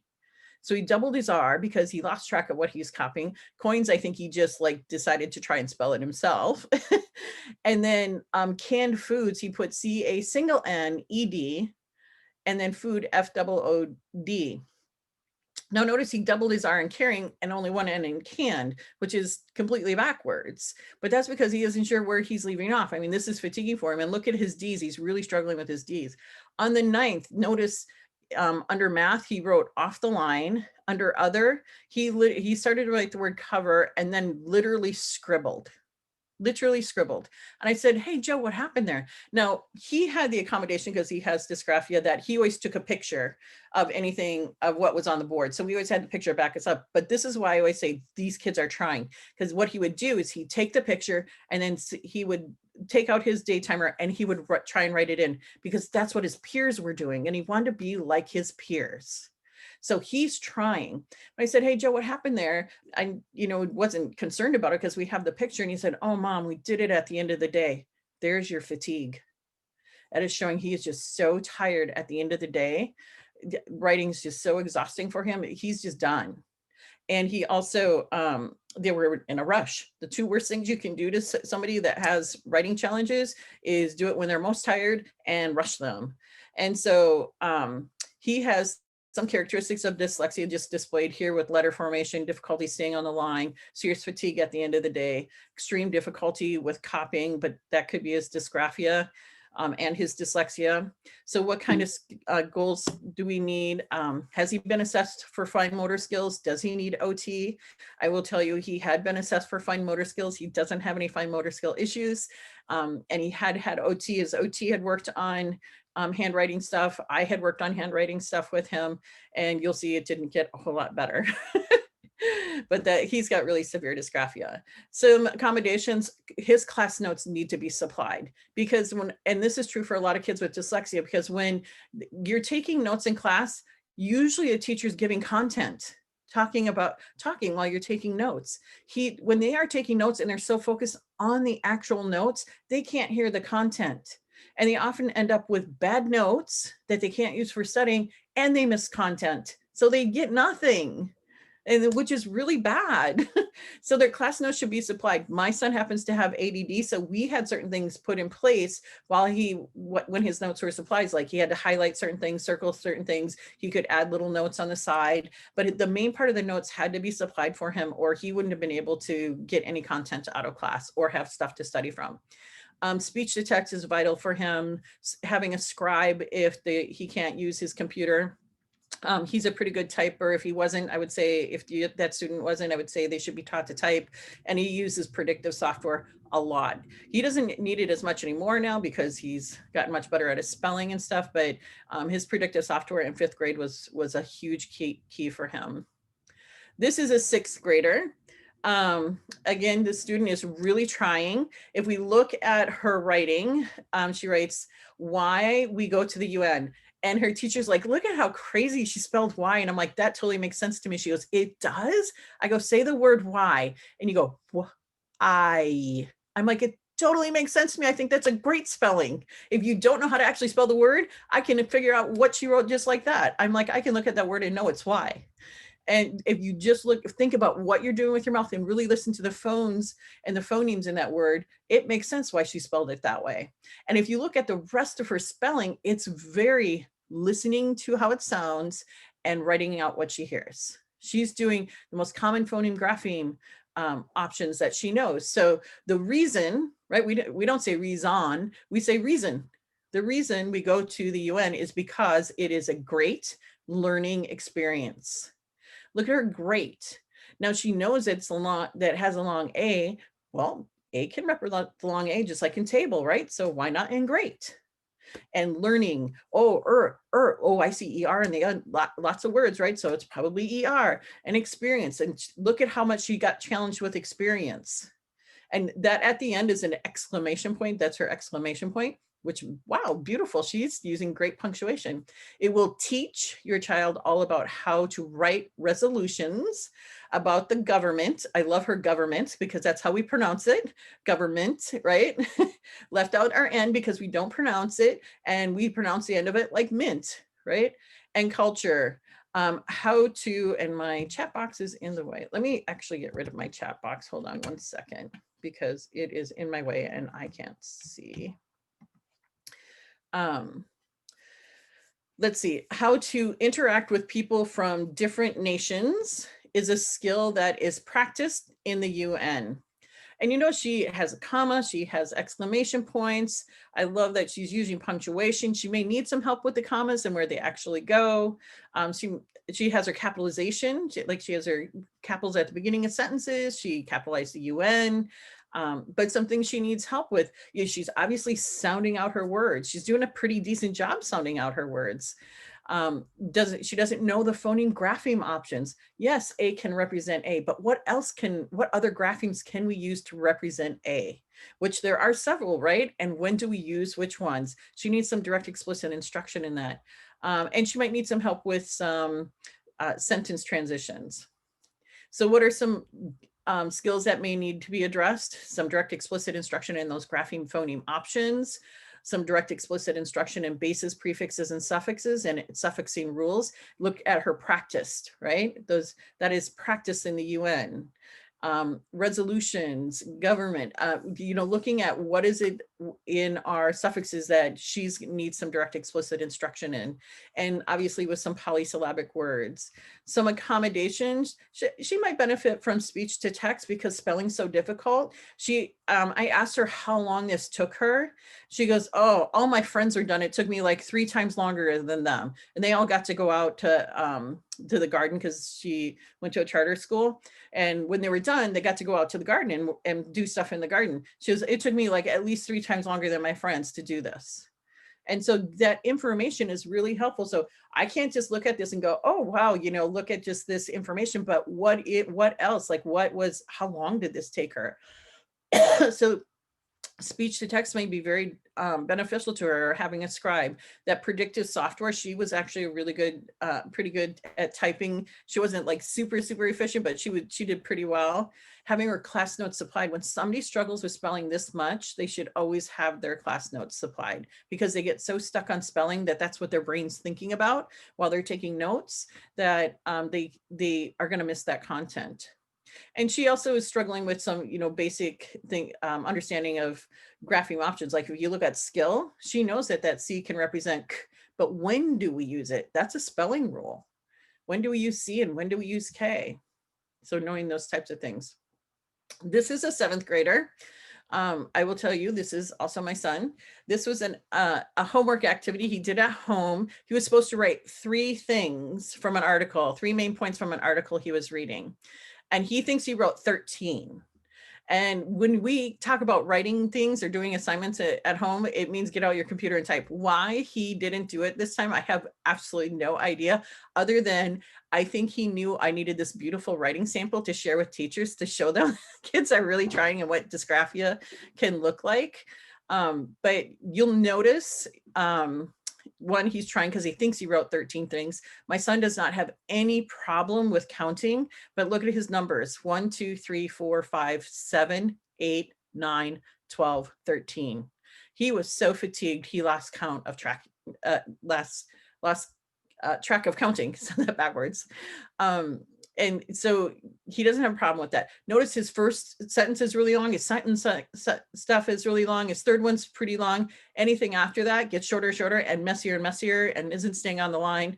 You can tell where his word spacing is in his first 2 sentences. It's getting pretty squished together in his third sentence. And from there down, you can't tell where words begin and end. Neither one of us could read most of this, just so you know. Even he couldn't read it.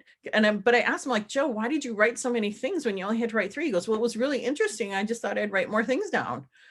So is this a kid not trying? This is a kid trying really hard. But some things that we can look at is he's needing help with punctuation, grapheme phoneme options. Like a good example is really, he spelled R-E-L-L-Y. He spelled it the same way in his, the first 3 sentences. So he's still needing some help with those grapheme phoneme options. There are several other ones that I could point out in there. Spelling of polysyllabic words. He definitely has characteristics of dysgraphia, as letter formation, staying on the line, and spacing between words. He definitely shows writing fatigue. And as I said, he lost count even while he's writing. And so, that bottom, I mean, most of that is hard to read. Even the first 3 are hard to read, but anything from there down is almost impossible. There's a few words I can pick out. Like if you look at number 12, it says the explosive, which he spelled correctly, E-X-P-L-O-S-I-V-E. And I'm not quite, was something, he spelled W-A-S, because I know his writing. It does say W-A-S. But after that, I couldn't tell you what it says. I see the word big above it. I mean, it's just really difficult to read it. And this is since 7th grade. I mean, this is pretty severe dysgraphia. So some things to address, obviously, that punctuation, the grapheme phoneme options, teaching bases, prefixes, and suffixes, suffixing rules, spelling rules, polysyllabic words. This is a kid that definitely needs speech to text. A scribe when he doesn't have access to that, predictive software, and class notes supplied. This is a 9th grader. This was one of Kelly's students, and he was on vacation, and Kelly said, I want you to write a few sentences about what you did while you were on vacation. And he did. So again, this is a student that's trying. He did this while he's on vacation. And so he said, today we went over to Fred's, then I caught a crab. Today I went skimboarding and caught a fish. Now notice his caught in his first sentence is C-O-U-T. In the next sentence, it's C-O-T. He said, I had too many Cokes today. You notice his BD confusion. Now he didn't have it in today, when he wrote today in the first 2 sentences, and isn't sure that's one word. He puts it as 2 different words, but he has that BD confusion when he gets to his 3rd sentence. I made a surfboard blanket. There was a big shore break. there was a massive stingray. Notice his two there's. He knows there's different spellings to there. Neither one of these is correct, but he's aware there's different spellings, and he spelled it two different ways, T-H-A-R and T-H-E-R. I surfed a small wave. We ate crab for dinner. I grabbed a stingray. Now notice when he started write grabbed, he put G-R-A, and he went to put his B and he did it the wrong way. And then he realized we need that D at the end for grabbed. And so he wrote over the top and put the B the other way. So that's telling us he's still having that confusion with that BD. So it wasn't just that one time and today, he's still having that confusion, and he shows it again down in the BD. And so some of the things it's telling us is he's struggling with grapheme phoneme options. He's struggling with spelling of high frequency words in 9th grade, spelling of polysyllabic words, and needs to learn some of the spelling rules, like every syllable has to have at least one vowel. Now, I will say that he had actually learned that rule that every word has to have one vowel. And some of these things he could have caught if Kelly, when he was working with Kelly, she would have been like, okay, think about surfboard. Can you tell me something about that? And he goes, you know, how many syllables, when you say the word surfboard, how many syllables do you have in surfboard? Oh, 2. So how many vowels do you have to have? At least how many? Be like, oh, we have to have, I need at least one more vowel in there, right? And the same with when he put, I surfed a small wave, you know, he doesn't have any vowels there. Yes, Jennifer? Is there some, I saw something pop up in the chat box, but I can't see it. So there's a question about, would you categorize letter reversals as dysgraphia or dyslexia or both? Either. It depends upon the student. Like if this student doesn't have any characteristics of dysgraphia, then it could be a characteristic of, because it's a language-based challenge, right? And both dyslexia and dysgraphia are language-based challenges. And so it could just be, and remember, that's just an orientation thing with the language. So he's just confused. There's that orientation that his brains have just such a hard time holding on to that orientation of which one is which. And so it's just, you know, something that can happen whether you have dysgraphia or dyslexia. And so it's that, when remember earlier I said, so there's some symptoms that overlap between dyslexia and dysgraphia, that would be one. So hopefully that was helpful. When he looked at surf, if Kelly talked to him about surf, he'd be like, oh, I don't have any vowels in there. And then they would talk about, okay, well, what does surfed mean? Oh, it means I already went surfing, right? I surfed, I already did it. Oh, that's past tense. Oh, how do we usually represent past tense in writing? The most common is ED, right? And we can pronounce it. So he has that concept of, he sounded it out, but we would have to, he needs that understanding that ED can be pronounced at the end of a word, like surfed. It can be pronounced d, like in grabbed, right? He doesn't have an ED, just has the D there.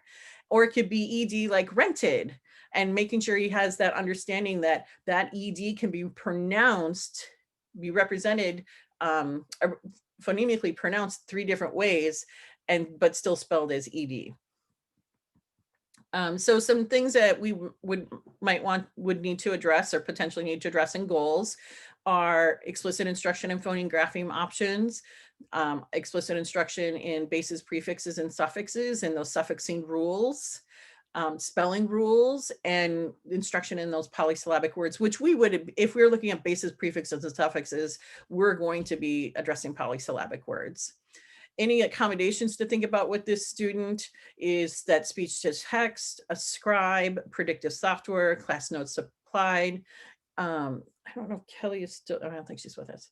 I don't believe he was actually diagnosed with dysgraphia. Kelly had to step out for a little bit, but I will double check with her, but I don't believe he was actually diagnosed with dysgraphia. He could have been, and it be mild, because for a 9th grader to be writing this big still, I mean, that could be an indicator of dysgraphia, but all of his, you can read all his handwriting. If he has it, it would be more mild, I would guess. And he's quite able to express himself in print. He just has a lot of challenges with spelling. So you guys know the mantra: needs drive goals and goals drive services. And so to really identify needs, we have to have good assessment. And good assessment means we look at the qualitative data and the quantitative data, right? We have to look at both of those. We have to look at the parent input, the teacher input, The student input when they're old, especially as they get older, having that student input is really, really important. But what things they find easy, what things they find hard, what it's like for them, those are really important things to do. So when we talk about, I love this, I actually heard this at a conference I was at, when we talk about goals, we should really call it, instead of an IEP, we should call it an IGAP, an individualized greater achievement plan, because the point of an IEP is to close the gap. That's the whole point of an IEP, is to close that gap. Now, an IGAP's nothing really, but serious, but I think I love the concept of it being called an IGAP over an IEP, because it should be an individualized greater achievement plan. I think it's really a great way to look at it. So we wanted to take a couple of our student and kind of look at what goals might look at like, and then look at some additional goals that may not be related to the specific student. But this is a student named Justin. He's in 4th grade. He reads at the 1st grade level. His fluency is currently 50 correct words per minute. His comprehension is 30%. He makes miscues that do not make sense in the context of the passage. So basically it tells us he's just guessing. Now this would be additional information from his quantitative data, right? His that can be helpful. He spells by sounding out words like SED for said or SPELD for spelled. And when writing, he conveys his ideas, but sentence and paragraph writing lack grammar, flow, and appropriate structure. So we have a little bit of information about understanding Justin. And I'm going to remember to tell you guys something yet. So a decoding goal that we could consider for him, because some of the things he needs help with are graphing phoneme options, understanding bases, prefixes and suffixes, and syllables, right? So one that we could look at, a potential goal we could look at for Justin would be by, and then we'd obviously put 1 year from today, Justin will decode a list of 50 unpracticed 3rd grade 1 syllable, 2 syllable, and 3 syllable words. And we actually put in how many of each, or percentage of each, that include closed, open, vowel consonant E, and vowel teams, with 90% accuracy, and 3 out of 4 trials is kept by teacher data.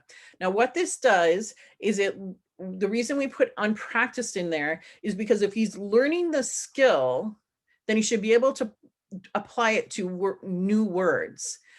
And this becomes really important because I'm not saying anybody in Santa Barbara has done this, but I will say we've been at IEP meetings before where the student achieved the goal, but it's because they kept working on the same list of words over and over and over. So they met the goal, but their decoding skills weren't really increasing. And so we started putting in the goal, and if really good instruction is happening, they should be able to meet the goal by looking at new words that they haven't sat there and practiced over and over and over. It doesn't mean they haven't been exposed to them, but they're not practiced over and over and over. So, and we want it to be, because they're in 3rd grade, they should have 1 syllable, 2 syllable, and 3 syllable words. And we gave examples of those words that have those type of syllable types. And for a student to decode, they should have at least 90% accuracy. If they're missing more than 10% of the words, it's going to greatly impact their comprehension. So they should be getting at least 90% accuracy. Any questions or suggestions or thoughts about that goal that anybody wants to share? And you can unmute yourself. I'm like Kelly, you can interrupt me anytime. I know I can't see my chat box, so if somebody posts something, can you read it to me, Jennifer? Oh, let me see if I can pull it back up. Let me see. Yeah, there are no questions at this time. Okay. No questions at this time. All right, great.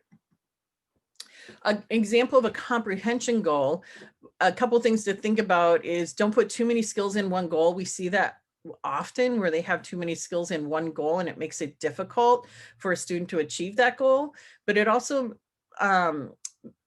makes it difficult for a parent to understand what progress is truly being made. Because if they don't meet everything that's written in a goal and then they don't meet the goal, the parents get really upset. They're like, they're not meeting their goals. And it's like, but they met this, this, and this in the goal, but they didn't meet this. So we can't say they met the goal. And so it's better to parse out the different skills as much as possible, because it can help them. Excuse me. I'm going to get rid of my chat box again because I keep forgetting that it's going to cover up my stuff. So sorry about that. So by 1 year from today, when reading a 5th grade text using audio support when needed. Now remember, this is a comprehension goal. This is not a decoding goal. This is a comprehension goal. And we often get pushback from schools about putting this audio support when needed.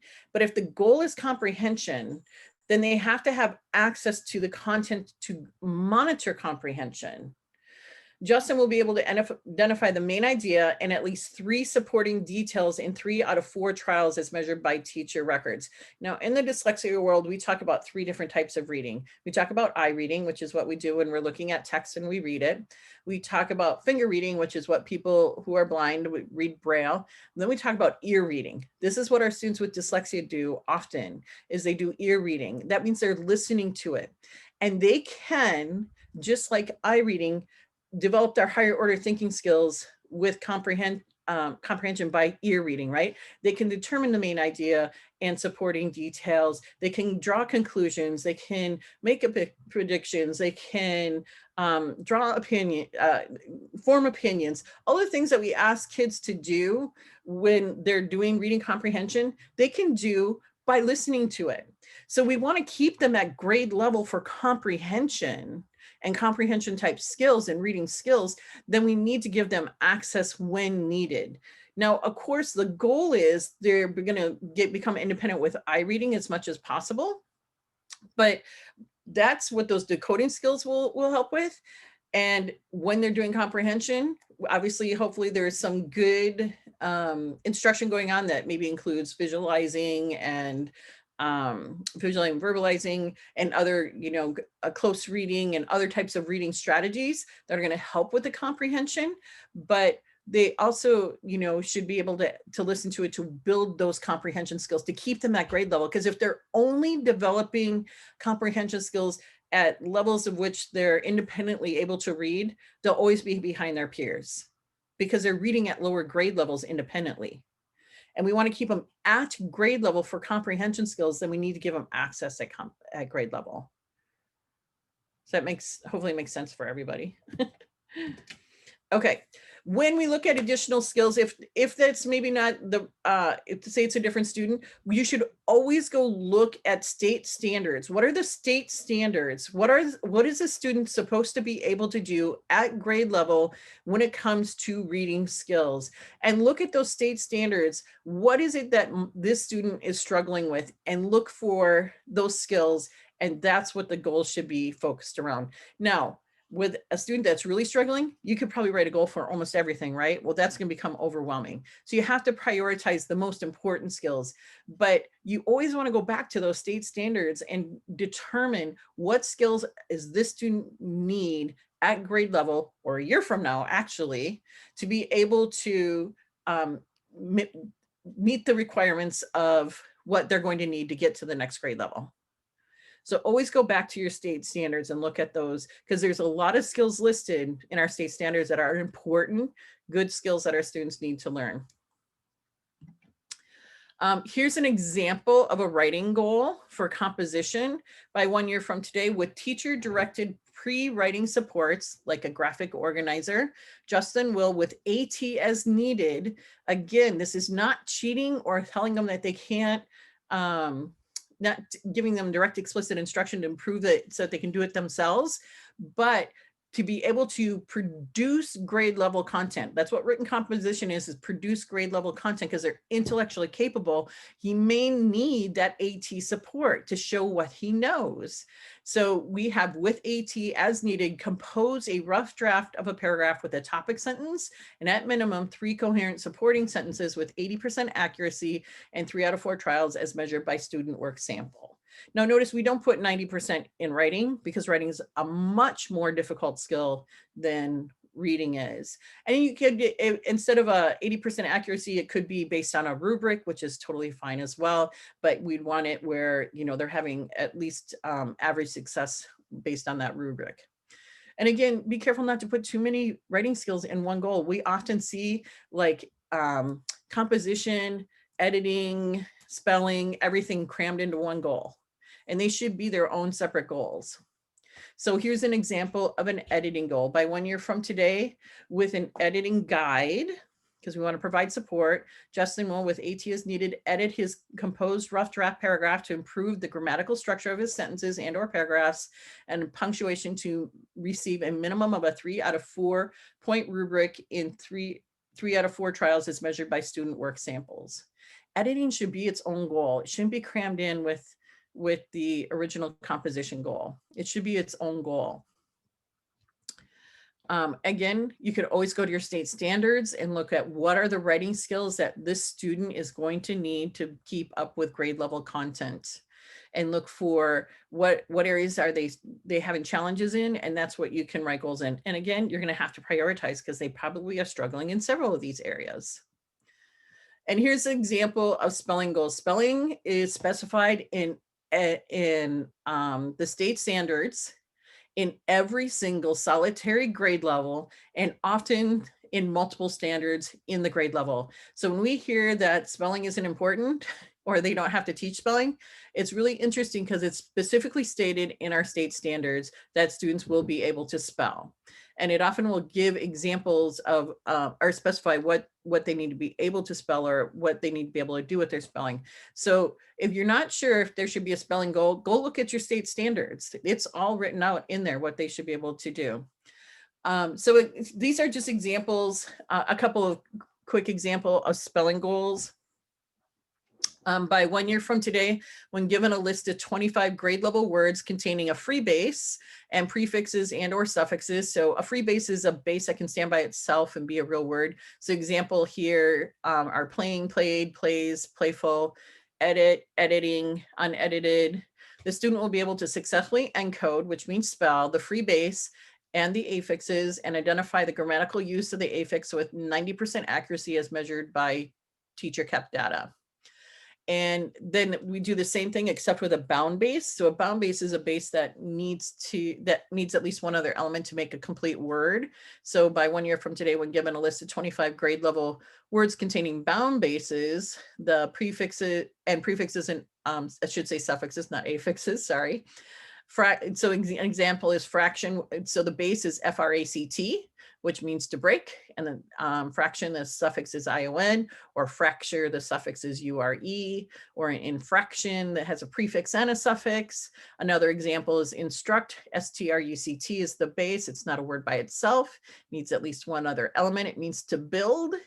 And it's so words like instruct, instructions, structure.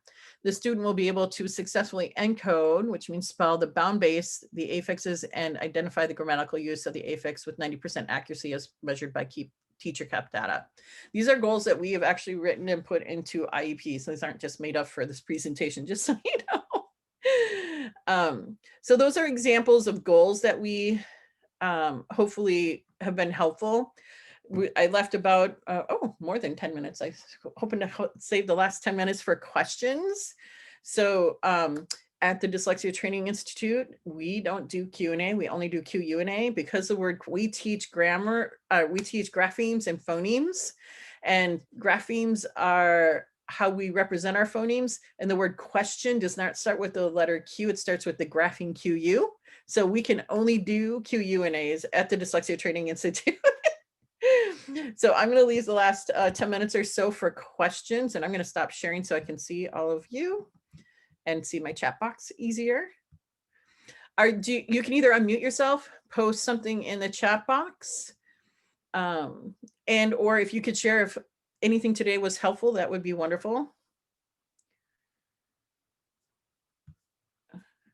Or do you guys want to give me like a thumbs up or a thumbs down or a wavy hand? I don't know if that's one of the options. If you learned something new today, was it today helpful for you? Oh, good.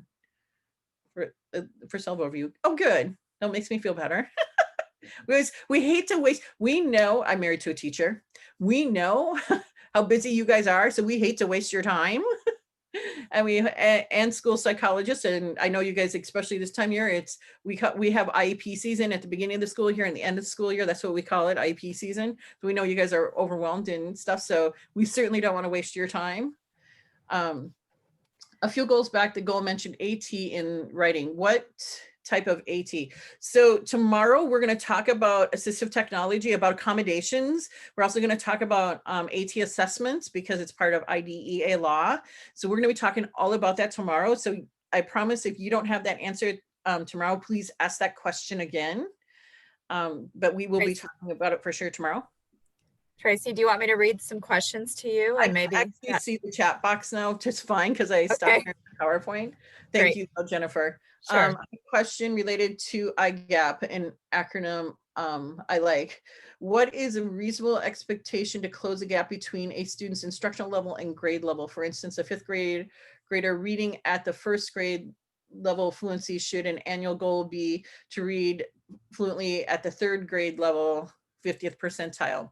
So that's a really good question that I never say there's an absolute, like, everybody should be this. You have to look at the student profile, and dyslexia, like every other disability, and dysgraphia, like every other disability, is on a continuum of mild, moderate, severe to profound. Those kids that are more mild to moderate are going to make faster progress with appropriate instruction than those kids that are severe to profound. They're going to take longer. So you have to look at the total student profile. Of course, it should be closing the gap. How much it's going to close the gap is really going to depend upon the profile of that individual student. Hopefully they're closing it, at least, more than at least a year's growth. More than just going. So like if they're in fourth grade going into fifth grade and they're reading at the first grade, I wouldn't want it to just get to the second grade, but hopefully into at least the third grade, beginning third grade, so that we're closing the gap. Because if he's going into fifth grade and he's now at the second grade reading level, there hasn't been any closing of the gap. They've made some progress, but there's no closing of the gap. So it should be enough instructions to be closing that gap. Hopefully that answered that question. Oh, thank you, Darby. I'm glad you learned a lot. Speech to text, word prediction, audio. Oh yeah, thank you, Lisa, for sharing some things. We're going to share a lot of things about accommodations tomorrow, but yes, definitely AT, some speech to text, that word prediction, that audio supports. Those are all really, really good. Oh, excellent. I'm glad. Any other questions, comments, concerns that you guys have? So tomorrow we're going to focus on what appropriate remediation should include for decoding, encoding, comprehension, written composition, and accommodations. That's our focus for our 2-hour presentation tomorrow. If you have writing difficulties due to trouble with executive functioning, skills, marketing, organization, where would you find a label for that? So part of dysgraphia, everybody associates dysgraphia with just handwriting, but part of dysgraphia is having that challenge with organizing your thoughts enough to actually get them from your head and onto paper. And so that is a piece of dysgraphia. So you would look at, is it executive functioning? And those are the things to kind of tease out. Is this executive function? Kind of like with math, when they're struggling in math. Are they struggling in math with the mechanics of math, or with the reading part of math and the writing part of math? Because it's the reading and the writing part of math, that's going to be your dyslexia and dysgraphia. But if it's the mechanics of math, that's your dyscalculia. Well, the same thing with writing. Is the spelling getting in the way? Because so we often do simulations. We'll have to do a simulation again, maybe for you guys, or next time we do a free one, I'll let Jennifer know, and you guys, if you want to sign up. But a simulation you guys could do, I'll give you a piece of homework to do, is tonight, I want you to write the steps to making a peanut butter and jelly sandwich, but I want you to sound out every word and write the most common grapheme for the phoneme you hear. So just as an example, the word of, you might spell it UV. There's no correct answers. It's just how you decide you're going to represent it. And when you're done with that, you look at that and now tell me what it looks like. And we'll talk about it tomorrow, okay? So we'll talk about why it's a good exercise to do, because when we talk about accommodations tomorrow, because often when schools say we don't need to teach spelling because there's spell check, when you look at that, you can tell me how well spell check is going to work for that, okay? Because for our kids, that's really not a reasonable accommodation. Yes, of course they can use it, but too often it's not going to catch their misspellings because they're not even close to what the real word spelling is. So do that and it'll be really awakening to you, I think. But there is also that executive functioning piece. Now, a lot of kids who have a language-based disability like dyslexia will have difficulties with executive functioning because executive functioning is all language-based. So what I explain to my kids is that executive functioning is basically the boss in our head, and we all have our boss in our head and we're the boss, but it's the boss in our head that's telling us how to get through everything we do in life, from the moment we get up till the moment we go back to sleep. And our executive functioning is required. It's telling us what to do, how to do it, what order to do it in, what to do with new information coming in. It's the boss in our head. Now, if you're struggling with language, then that's really difficult because it's all language based, because we talk to ourselves all day long. And so it's not uncommon for our kids with dyslexia to have executive functioning challenges because it's language based. Now, not every kid with dyslexia has executive functioning deficit, but if I can almost promise you, if they have dyslexia and ADD, they're most likely going to have executive functioning deficits. I haven't met a kid yet that doesn't have that combination and not have executive functioning deficits. So it's really taking explicit training in executive functioning skills, what they are and how to work with them, and using appropriate type of instruction for them that can make a big difference for them. And so my son has dyslexia and ADD, and and dysgraphia, but he had that executive functioning deficit. It's why I actually finally had him professionally tested, because he was doing just fine. We were doing just fine with learning in kindergarten, first, second, third grade, and then fourth grade, we kind of it was getting more challenging, which is not uncommon for kids with dyslexia. They may do okay in kindergarten, first, second, third grade, fourth grade hits, and that's where you see that it's almost like they plateau. And a lot of adults, when we assess them, they're reading about that third grade level. And that's because direct instruction and learning how to read changes. You change from learning to read to reading to learn.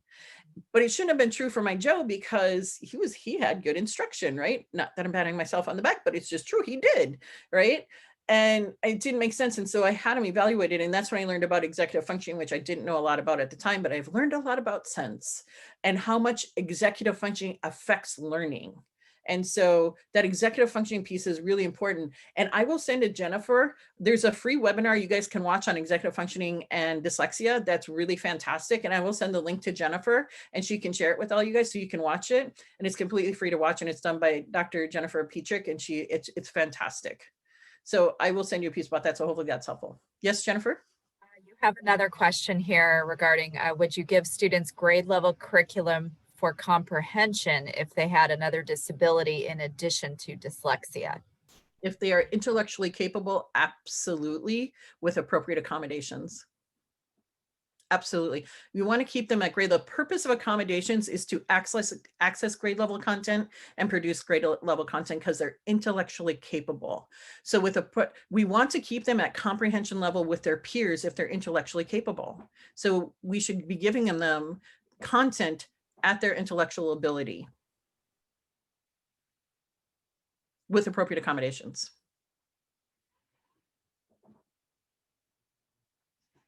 Any other questions? Others, but they may be typing.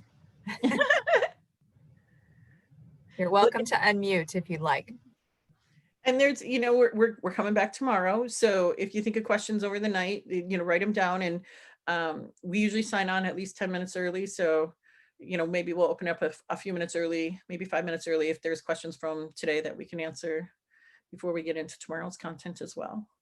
So our homework is to write the peanut butter and jelly sandwich with the phonemes.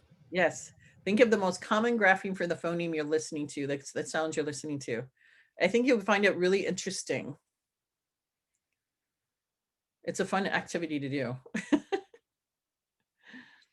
Well, thank you everybody for joining us today. As I said, if you have questions, you're welcome to post any. We have just a couple of minutes left, or ask them. If you think of any tonight, we can ask them tomorrow as well. Thank you, Tracy. And we know that Kelly had to leave a little bit early, but thank you to Kelly as well. Just So much information. Obviously, we have a lot to cover in a short amount of time, and we were only allotted a short amount of time. So we're just so grateful you could be here today. Thank you very much. And we'll hope to see you all tomorrow, 1:30 to 3:30 once again. And lots of thank yous coming in the chat.